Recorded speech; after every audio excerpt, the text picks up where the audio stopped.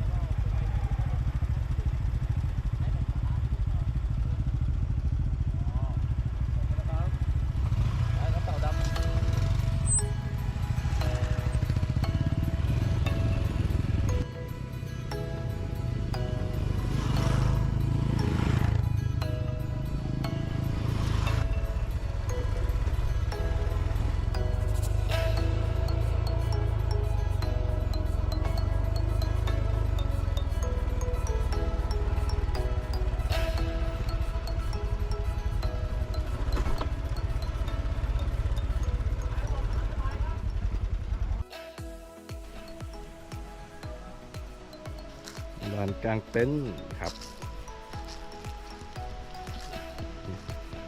ตกเตาดำนะครับวันนี้เรานอนนี่กัน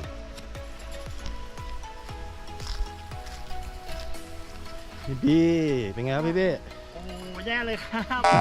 แกงครับแกงไม่ไหวแล้วครับแกงนี้อย่ามานะครับแกงไม่ได้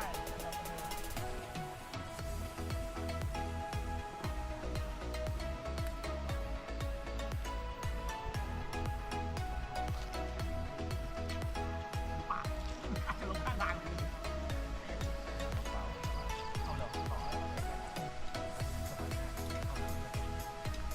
อย่างนี้แหละกำลังดีอ่ะแต่ก็อย่าแบบอย่าลงไปหมดเป็นแม็กไปเถอะไม่ที่ต้องเอามาชงหน้าที่ต้องบาลานซ์ตัวเองให้ได้สำคัญสุดคือ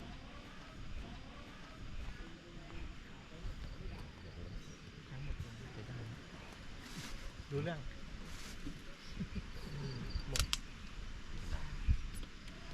โลร้อยก็ซื้อนะใช่ไหมโลร้อยก็ซื้อ7 โลไปดิผมไม่ไปขอโลร้อยดีกว่าไม่ไป7 โลยางเท่าไหร่ไปมีวินด้วยนะโถวินเลยเตรียมมาเลยวิน2 คนเหลือเหรออ้าวไม่เอาจะเย็นเดี๋ยวรอเขาอ่านให้หมดก่อนลองสักทริปหนึ่ง คือลองไม่อาบหรือลองอาบ ลองไม่อาบ ทิ้ง ตอนเช้าเราไปลงน้ำตก ไปอาบแล้วครับ ตอนเช้าไปลงน้ำตก ปลาจะตายป่ะ ฮะ ปลาจะตาย น้ำไหลใช่ไหม น้ำไหล น้ำมันไหลไปสายไหนเนี่ยมันไหลไปแม่น้ำไหน น้ำร้อนเราไปอาบน้ำร้อน สรุปแล้วสรุปแล้วเราอย่างไรเราจะไปไหมไอ้น้ำร้อนเนี่ย เดี๋ยวว่ากัน ไปไหม เดี๋ยวว่ากันพรุ่งนี้ดูงานนะ ดูความแห้งก่อนใช่ไหมว่ามันหายไหมอ่ะ หายจะไหวไหม โอ้โหจะไหวไหม เดินไหวไหมพวกเราไม่ได้ออกกำลังกายทั้งหมดเดี๋ยวผมก็ต้องออกกำลังกายด้วย ใช่พี่ แล้วอาทิตย์นึง3 วันวิ่งเดินหมู่กันผมวิ่งทุกวัน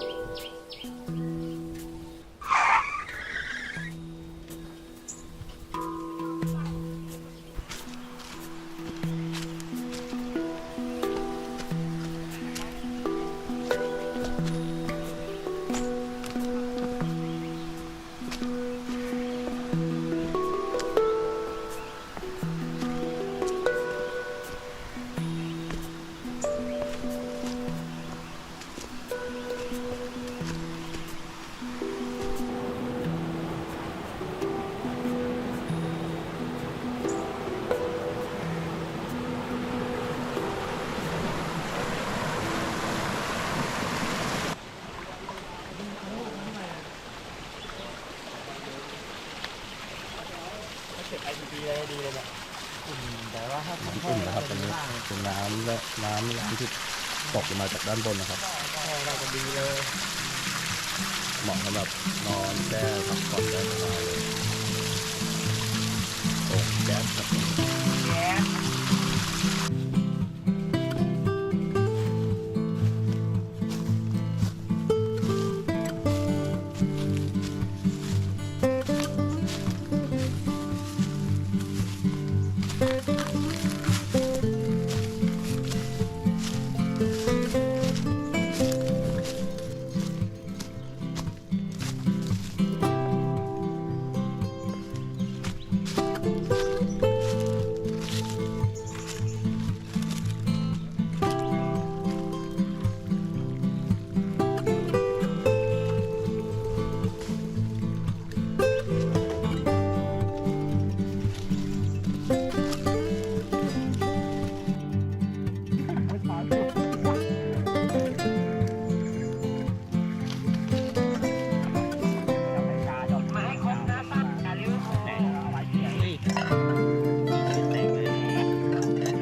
ร้านดูนะ